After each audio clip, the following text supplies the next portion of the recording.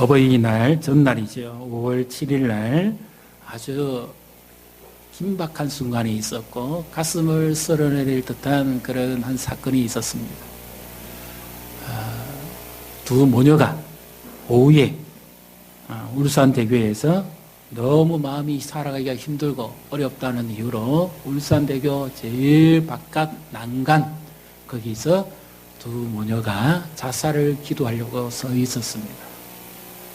급하게 지나가는 행인들에 의해서 발각이 되어서 이제 울산지방경찰청 위기 대응팀이 쫓아가서 이 두 모녀를 달래보려고 자칫 잘못하면 오히려 긴장되거나 마음이 더해서 바로 떨어질 수 있기 때문에 어떻게든지 살려보려고 무진장 애를 쓰고 접근을 했습니다.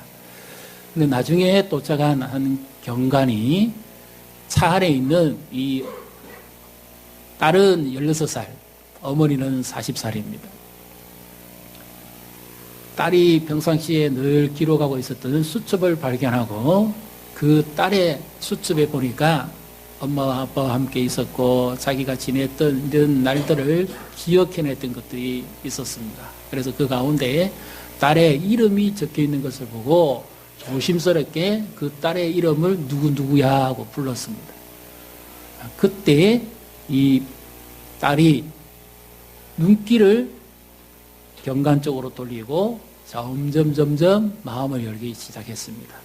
그리고 결정적으로 마음을 열고 움직이게 되어서 울산대교 제일 바깥 난간에서 안쪽 난간으로 들어오면서 이제 경찰관의 품에 안기게 되는데 그것이 어떤 연유인가 하면 딸의 이름을 부르고 가족끼리 이렇게 좋은 시간도 보냈지 않니? 내일은 어버이날이야. 그러니까 다시 엄마 아빠와 네가 좋은 데 가서 좋은 시간을 보내고 만난 것을 먹고 그렇게 할 수 있지 않겠니? 그 말에 마음을 열고 딸이 먼저 들어오고 그리고 엄마 나 이제 괜찮아 그러니까 40살 된 엄마도 딸을 따라서 난간 안쪽으로 넘어왔습니다. 그리고는 경찰의 품에 안겨서 급히 병원으로 이송이 되고 병원에서 치료를 받고 이제 가족의 품으로 돌아가게 된 거지요. 생활이 너무 힘들고 그러니까 본인은 잘 모릅니다.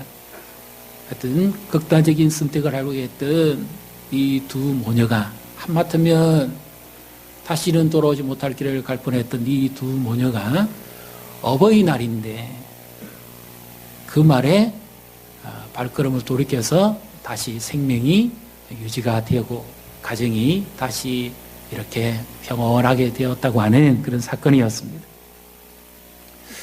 우리가 학교에서 갔다 오거나 직장에 퇴근하고 돌아왔을 때 늘 첫 번째 부르는 그 이름이 뭡니까?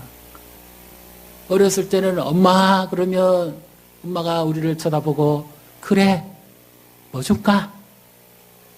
그래 우리 강아지 그러면서 엉덩이 두둑 두드려주고 어이구 내 새끼 그러면서 얼마나 이뻐해 줍니까? 뭐 좋은 것만 있으면 누구야 하고 부르고 엄마 그렇게 부르죠. 엄마는 우리에게 있어서 마음의 고향이죠. 엄마는 우리의 육체의 고향입니다. 부모 없이 이 땅에 태어나는 사람은 아무도 없습니다. 오늘 하나님의 말씀에서 네 부모를 순종하라. 잘 보시면 부모에게 순종하라. 네 아버지, 네 어머니를 공경하라.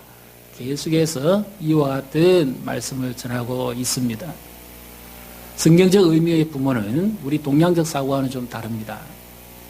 성경의 의미의 부모는 하나님께서 아담과 하와를 만드시고 아름다운 에덴 동산에서 행복한 가정을 꾸려주신 거죠. 그래서 아담과 하와가 최고의 행복을 누릴 수 있는 비결은 만들어주신 그 권위다 되신 하나님을 바르게 섬기는 겁니다.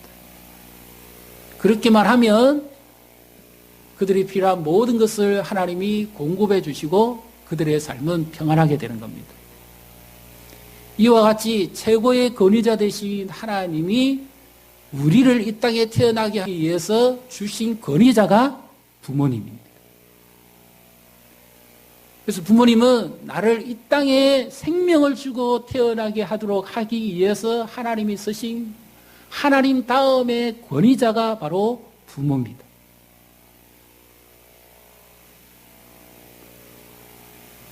그래서 부모는 다른 종교에서 이야기하는 효를 그냥 해야 된다 그런 것이 아니라 바로 생명의 근본이 부모에게서부터 나왔기 때문에 부모에게 순종하라 그렇게 말씀하는 거죠. 그래서 여기 순종하라고 했을 때는 내 뜻과 부모님의 뜻이 맞지 않다면 어떻게 할 것인가? 하나님을 진심으로 경외하는 자라면 모든 것을 하나님이 아실 것을 믿고 그 부모의 뜻에 그 부모의 권위 아래 내가 앉아 있으라 그 말입니다. 그것이 순종하는 것입니다. 때로는 부모가 판단을 잘못할 수도 있습니다. 우리가 마음이 맞지 않을 수도 있습니다. 그러나 그럴지라도 태도는 언제나 순종하는 자로서 부모에게 대해야 됩니다. 교회 안의 어르신들에게도 마찬가지입니다. 왜 하나님께서 하나님 자신의 권위에 관해서 말씀을 하시고 6장 1절을 한번 잘 보십시오. 이런 말씀이 나오죠. 우리가 흔히 생각하는 그런 의미하고 조금 다를 겁니다. 6장 1절에 우리가 같이 읽습니다. 자녀들아 주 안에서 너희 부모에게 순종하라. 이것이 옳으니라. 이것이 옳은 것인데 자녀들아 주 안에서 너희 부모에게 순종하라. 그러니까 주 밖에서는 순종 안 해도 된다. 그 말로 생각할 수가 있습니다. 그 말이 아니라 주님이 주신 그 권위 안에서 이 부모에게 순종하라는 의미입니다. 그래서 우리 자녀된 자는 때로는 부모를 따르기 위해서 많은 불편함도 있고 여러 가지 어려움도 있습니다. 그것도 주님이 다 아시기 때문에 그렇게 하라고 하시는 것이고요. 그 다음에 2절을 보십시오. 2절은 3절을 우리가 읽습니다. 네 아버지와 어머니를 공경하라. 이것은 약속이 있는 첫 계명이니 이로써 내가 잘되고 땅에서 장수하리라. 아멘. 1절은 너희 부모라고 2절은 네 아버지와 어머니를 공경하라. 그렇게 말씀하고 있습니다. 네 아버지와 어머니를 공경하라 하는 말의 의미는 공경하라. 마음의 태도를 부모를 늘 비중을 무겁게 여기라 그런 뜻입니다. 우리 신체 장기 중에 제일 무거운 장기가 간입니다.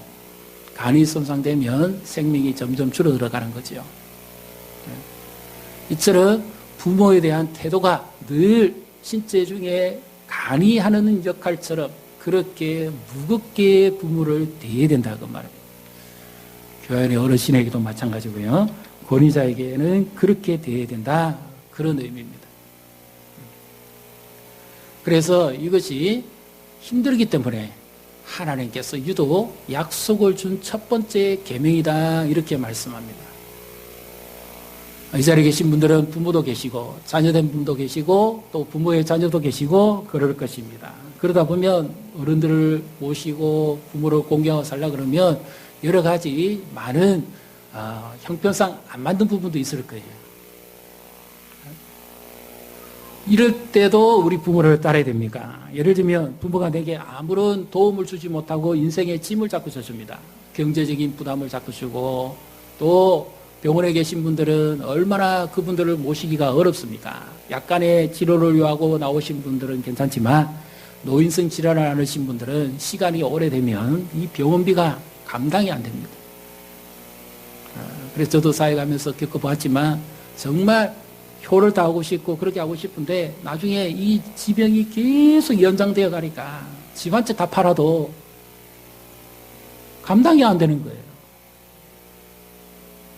안 하고 싶어서 안 하겠습니까? 그러니까 그런 거로 인해서 마음도 불편할 뿐만 아니라 경제적인 뒷받침도 안 되고 죽도록 고생해도 병원비밖에 안 들어가니까 형제들 간에 다투게 됩니다. 네가 못이라 내가 못이라, 이번에는 네가 가라 내가 가라, 형님이 하세요, 동서가 해라. 심지어 최근에는 시부모가 계시면 시집을 안 가겠다 그러는 거예요. 아예 보이콧 첫 번째 리스트 1위입니다. 시부모 계신 데는 안 간다.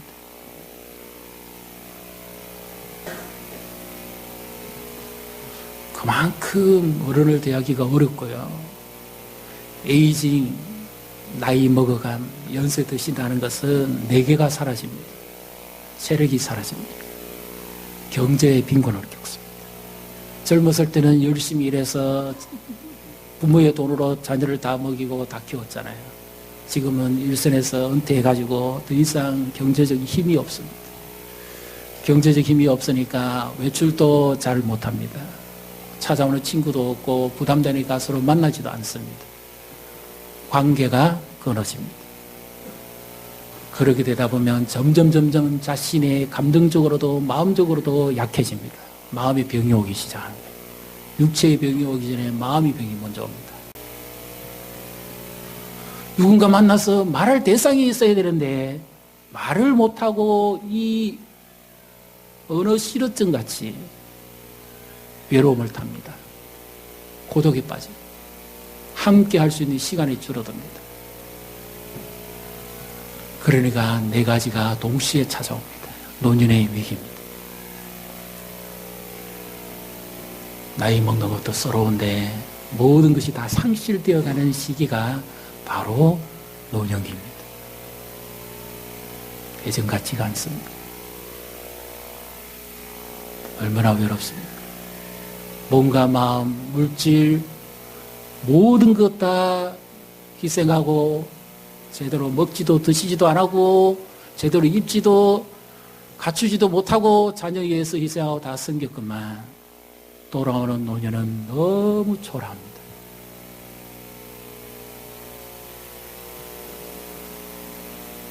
특히 여인의 인생은 더 그렇잖아요. 부모에 의해서 얼굴도 안 보고 신랑과 결혼해가지고 한평생 살아오는데 그 어머니의 생활, 여인의 삶이라는 것은 얼마나 예한이 많습니다.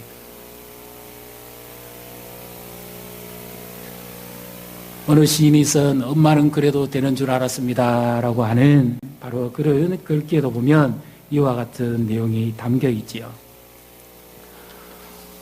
엄마는 그래도 되는 줄 알았습니다. 하루 종일 밭에서 죽으라 힘들게 일해도 엄마는 그래도 되는 줄 알았습니다. 찬밥 한 덩이 대충 부뚜막에 앉아 점심을 때워도 엄마는 그래도 되는 줄 알았습니다. 한겨울 냇물에 맨손으로 빨래를 방망이질해도 엄마는 그래도 되는 줄 알았습니다. 엄마는 그래도 되는 줄 알았습니다. 아버지가 화내고 자식들이 속썩여도 전혀 끄떡없는 엄마는 그래도 되는 줄 알았습니다. 외할머니 보고 싶다, 외할머니 보고 싶다, 그것이 그냥 넋두리인 줄만 알았더니 한밤중 자다 깨어 방구석에서 한없이 소리 죽여 울던 엄마를 본 후론 엄마는 그러면 안 되는 것이었습니다. 내가 엄마가 되고 나오 보니 어머니는 이미 내 곁에 계시지 않고 거울 속에서만 희미한 기억으로 남는 분이었습니다. 엄마는 그러면 안 되는 것이었습니다.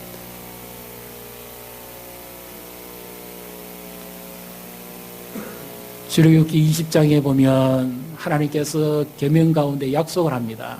첫째 네 계명은 하나님께 대한 계명, 다섯째부터 마지막 10번째까지는 사람에 대한 계명인데 하나님이 그 사람에 대한 계명 중에 최고의 계명으로 다섯 번째 계명을 첫 계명이라고 붙였습니다. 왜냐하면 하나님과 사람 사이에 약속이 있는 첫 번째 계명, 네 부모를 공경하라. 그리하면 네가 장수할 것이다. 시간적 장수이기도 합니다. 1차적으로.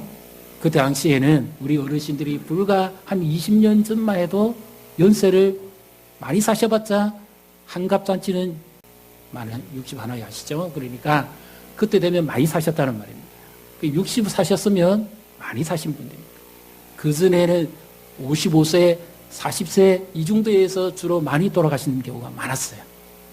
그래서 네가 장수하겠다는 말은 그러는 주변의 여건들의 삶 가운데서 하나님께서 너 생명을 길게 할 것이다.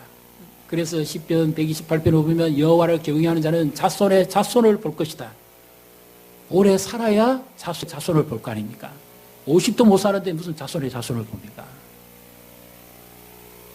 이것이 하나님께서 약속하신 첫 번째 계명 가운데 있는 축복이고요. 그 다음에 오늘 우리가 읽었던 이 에베소서 본문에서는 거기에 십계명이 없는 계명이 첨가된 부분이 있습니다. 어떤 부분이죠? 네가 땅에서 잘 되고 하는 부분입니다. 잘 되고 잘 된다. 우리 개념에 조금 그렇죠. 그래서 골로새서 3장에 보면 이와 같은 말씀이 있습니다. 네 부모에게 순종하라. 그리하면 모든 일에 네가 형통하게 될 것이다. 왜 구태여 에베소와 골로새에는 출애굽기 20장에 없는 말씀을 첨가를 했을까요? 그 당시에 헬레니즘 사상에 빠져있는 이 도시들은 부모를 공경하지 아니했습니다. 부모를 마음에 비중을 두지 않고 살았다 그 말입니다. 그래서 말세가 되면 사랑이 식는데 그 가운데 대표적인 특징이 부모를 공경하지 않습니다. 성경적 의미로는 부모를 거역합니다.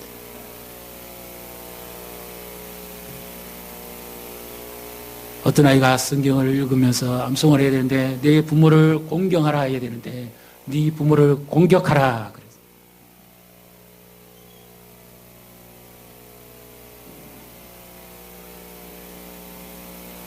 마음에 비중이 없습니다. 그래서 네 부모를 비중을 두고 무겁게 여기라. 예를 갖추라. 그리하면 우리가 땅에서 살아가는 동안에 하나님께서 나에게 준 권위자, 첫 번째 권위자잖아요. 생명을 잉태하게 한 첫 번째 권위자. 그리고 또 하나가 있습니다. 성경적 개념의 권위자는 하나님이 나에게 구원을 주시기 위해서 첫 번째 도구로 사용하신 권위자. 부모입니다. 우리가 태중에 있을 때 부모님이 기도하잖아요.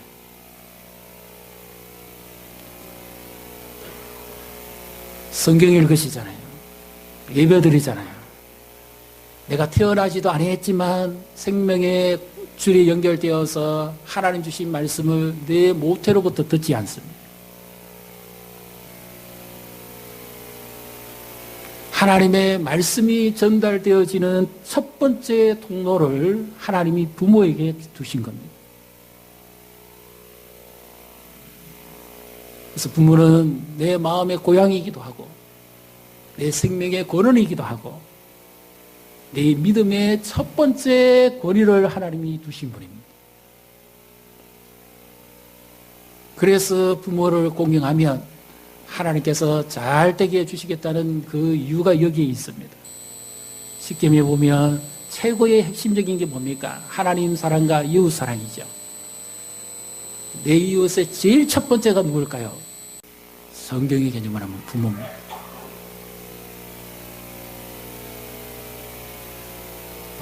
하나님을 사랑한다면 내 부모를 그렇게 사랑하는 겁니다.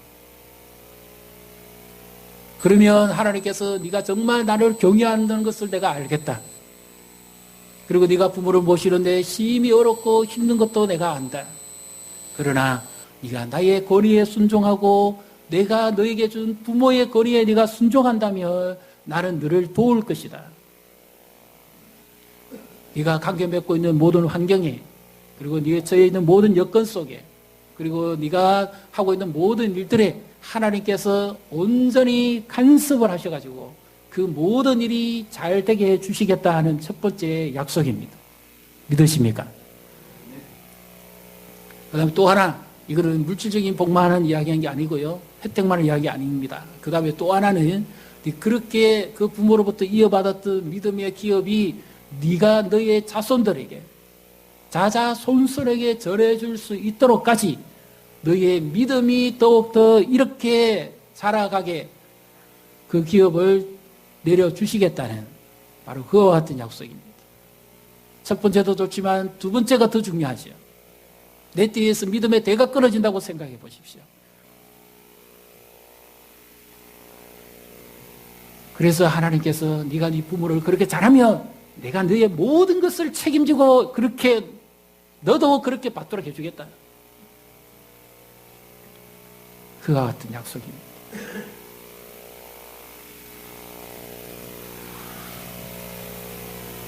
엄마는 소풍중이라는 책이 있습니다. 이분은 나름대로 규모 있는 대학에 나와서 장래가 총무됐는데 어느 날 갑자기 퇴근하고 오니까 엄마가 뇌를 다쳐가지고 급히 병원에 가지 않으면 안 되는 그런 일이 벌어졌습니다. 그래서 이 어머니를 자기가 양육하고 보호하고 케어하면서 하나님의 사랑을 깨닫습니다. 지금은 20년이 더 됐죠.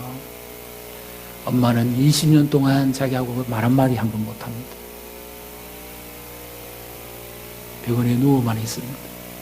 직장도 포기하고 간호도 해야 되고 모든 것을 다 해서 그 어머니를 돌봅니다. 결혼이라고는 꿈도 못 꿨습니다. 직장이라는 것은 이제 다 포기했습니다. 오직 자기가 하는 일은 어머니 수발 드리고 용변 치우고 뭐 하고 교훈 눕혀 드리고 그것밖에 하지 못해. 어떤 남자가. 그래도 불평 한 번 하지 않습니다. 왜 내게 이런 일이 들이닥치느냐? 원망하지 않았답니다.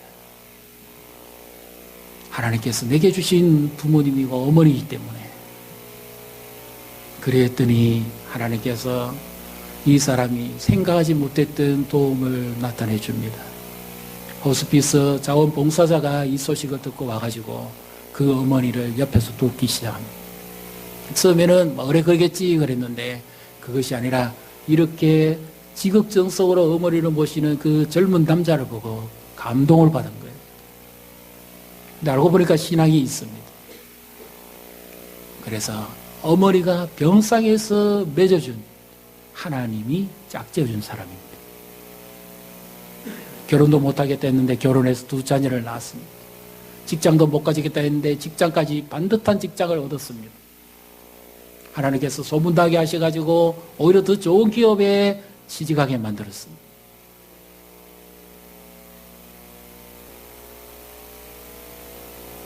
부모를 모시는 것이 쉽지가 않습니다. 어렵습니다. 그러나 한 가지 놓치지 말아야 됩니다. 요즘 젊은 사람들 부모 무시 많이 합니다. 거역은 아니하도 무시를 많이 합니다. 엄마는 뭐 제대로 알지도 못하면서 그러는데 그 무지의 폭로를 자기가 하는 겁니다. 왜 그럴까요? 스마트폰을 아무리 두드리고 박박스 하기를 다 받아도 하나님께서 어머니를 지금까지 살아오게 하면서 내게 주셨던 그 지혜와 총명은 못 따라갑니다. 그 여한과 슬픔과 고통과 눈물을 흘리면서 하나님을 섬기고 그 시대를 지내왔던 그것을 학문으로 되는 게 아닙니다. 그리고 하나님께서 주신 그 권위는 하나님이 아닌다면 결코 뒤집을 수 없습니다. 만약 이 권위를 뒤집으면 질서가 파괴되는 것이고 교회의 권위도 마찬가지예요. 사회의 권위도 마찬가지예요. 가정의 권위도 마찬가지입니다. 이 권위가 뒤집어지는 날에는 반드시 사단이 역사합니다.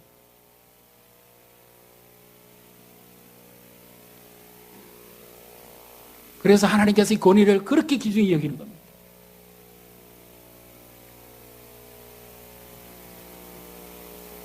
권위 아래 있는 자. 하나님께서 약속하신 대로 이루어가기를 원하셔서 하나님 도구로 쓰시죠. 그래서 우리 최근에 어떤 조사에 보면 스마트폰에 자녀의 사진은 있습니다. 아기의 사진은 있습니다. 그리고 아기와 함께 지냈던, 만난 거 먹었던 식당도 있습니다. 좋은 거 지낸 것은 있습니다. 아기의 특징도 잘 압니다. 그런데 부모의 사진은 없습니다. 부모와 언제 함께 외식했는지, 부모에게 언제 마음을 들여서 시간을 냈는지 기억이 없습니다. 우리의 마음속에 부모는 점점 자리를 잃고 비워갑니다.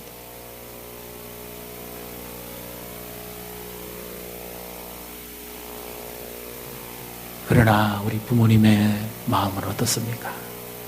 비록 병상에서 뇌를 다쳐서 대화는 못하더라도 그 마음속에는 자녀밖에 없습니다.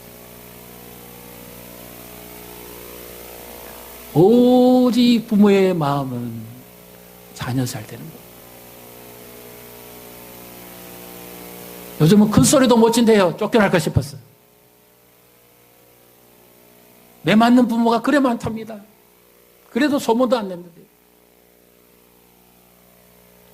자녀 욕되게 할까 싶었어.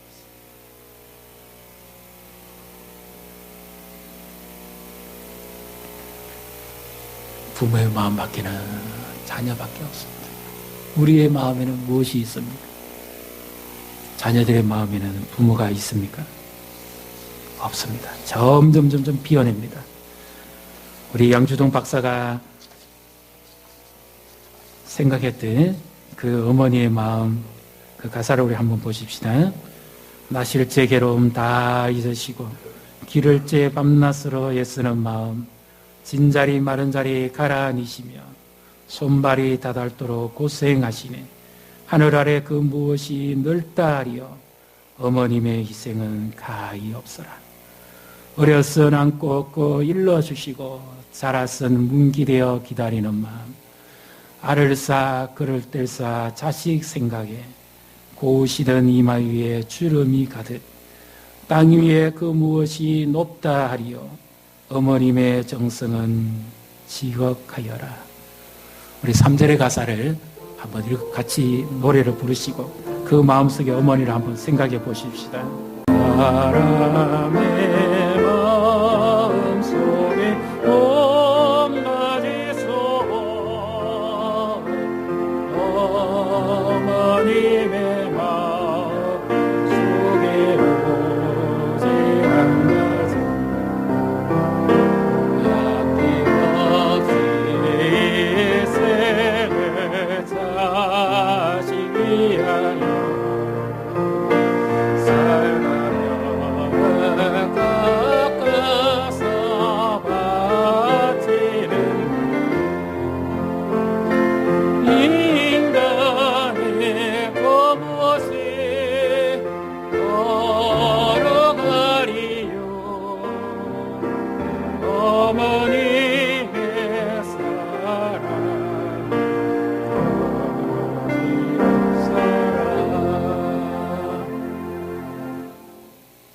어머니 마음속에는 자식밖에 없어요. 어버이 마음속에도 마찬가지예요. 근데 우리 마음에는 얼마나 비중이 있습니까? 어른들은 그랬잖아요. 뭐 먹을 거 좋은 거 생기면 자기 잘 안 드십니다. 왜요? 자식이 눈에 밟히잖아요. 뭐 좋은 거 먹으려 하면 누구 주면 좋겠는데 그러지 않습니다. 그리고 이웃집에 옛날에 잔치 한다든지 하면 집에 가서 실컷 일해주고 얻어와서 오춤에 넣어가지고 제일 먼저 누구 부릅니까? 자녀 부르고 해라 그러고 먹여주고 그러지 않습니다. 자신은 못 드시고 안 입어도 자식 때문에 희생하고 그렇게 살아온 생애입니다. 네, 지금의 어른들은 얼마나 골때를 당하는지요.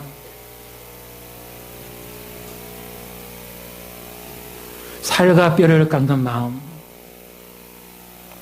어머니뿐만 아니라 우리에게 더 놀라운 이 살과 뼈를 깎아주신 분 계시죠. 예수님이잖아요. 자신의 생명 주셨잖아요. 하나님의 그 사랑과 그 거리를 우리에게 주시기 위해서, 부모를 통해서 우리에게 구원을 주시고 영생을 주시기 위해서 예수님이 사람의 몸을 입고 이 땅에 오셔가지고 하나님을 섬기고 자신의 살과 뼈를 깎아주셨습니다. 기독교는 부모를 무시하는 종교가 아닙니다. 잘 모르는 사람이 부모를 업신여긴다고 생각합니다. 아닙니다. 예수님이 마지막에 십자가에서 달려셨을 때도 그 하나님 앞에서도 자신의 본분을 다하셨을 뿐만 아니라 그 육신의 부모에게도 사랑을 다했습니다. 진정으로 하나님을 사랑하고 공경하는 자라면 보이지 않는 하나님을 공경하는 자인데 어떻게 눈에 보이는 부모를 공경을 안 하고 공경한다고 할 수 있습니까? 하나님을 잘 섬긴다고 하면서 어른들을 순종하지 않으려고 공경한다고 어떻게 할 수가 있습니까? 눈에 보이는 사람도 잘하지 못하는데 어떻게 눈에 보이지 않는 하나님을 공경한다고 합니까? 그래서 이 말씀은 하나님을 진정으로 공경하는 자는, 하나님을 진정으로 경외하는 자, 하나님의 진정한 권위 아래에 있는 자라면 이것을 부모의 공경을 통해서 배우도록 하나님이 하신 겁니다. 부모에게 불의하는 자녀치고 하나님 잘 섬기는 사람은 없습니다. 있을 수가 없습니다. 부모에게 함부로 대하고 부모를 무시하고 거저가는 사람이 하나님을 잘 섬길 수가 없습니다. 왜 그렇습니까? 하나님의 말씀을 순종하지 않는데 어떻게 하나님을 공경합니까?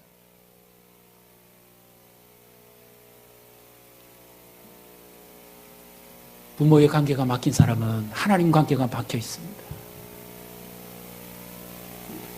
그래서 반항하는 겁니다. 그래서 거부하는 겁니다. 진정으로 하나님과 바른 관계를 맺는 사람은 부모를 업신여기지 않습니다. 다 못해드려서 죄송할 뿐이죠. 우리 부모들은 늘 자녀들에게 어떤 마음 가지고 있습니까? 늘 미안한 마음밖에 없습니다. 내가 너에게 조금만 더 잘해줬으면, 내가 조금만 더 좋은 대학에 들어가게 해줄 수 있었다면, 조금만 더 내가 애를 써가지고 너에게 뒷바라지를 더 잘할 수 있었다면, 부모의 마음은 그거밖에 없습니다. 그렇게 해주고도 늘 미안한 마음밖에 없습니다. 그런데 자식의 마음은 무엇이 있습니까? 그래서 하나님이 특별히 이 말씀에서 그렇게 합니다. 진정 나의 백성이라면 하나님을 사랑하고 부모를 공경하고, 때로는 어려운 부분도 있습니다. 그래서 하나님께서 뭐라고 말씀합니까? 네가 그렇게 하면, 다 알고 있다, 그렇게 하면 내가 결론적으로 너의 삶에 간섭해서 그렇게 되게 해줄 것이다. 혹여 부모와의 관계가 소홀한 분 계십니까? 마음에 상처가 있고 대화가 없고 그런 분 계신가요? 오늘 어버이 주일입니다. 어버이날은 지났습니다. 우리 마음의 주인 되신 그 예수님 안에서 우리가 부모의 관계를 회복해야 됩니다. 가까이 계시면 찾아도 가시고 안아도 드리고 안마도 해드리고 꼭 물질로 뭐 해야만 됩니까? 마음이 더 중요하지요.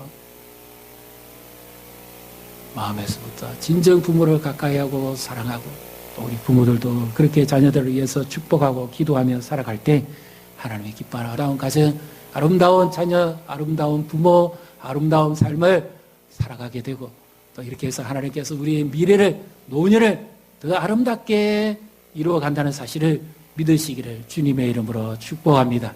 우리 교회 안에 계신 어르신들 지금까지 하신 것처럼 주님과 동행하시고 천국을 소망하시면서 더욱더 교회 안에 후배들을 위해서 기도해 주시고, 외롭더라도 믿음 안에 굳건히 서셔서 결코 헛되지 않습니다. 하나님께서 다 아시고 갚아주시고 하나님의 약속이 있다는 사실을 믿으시기를 주님의 이름으로 축복합니다.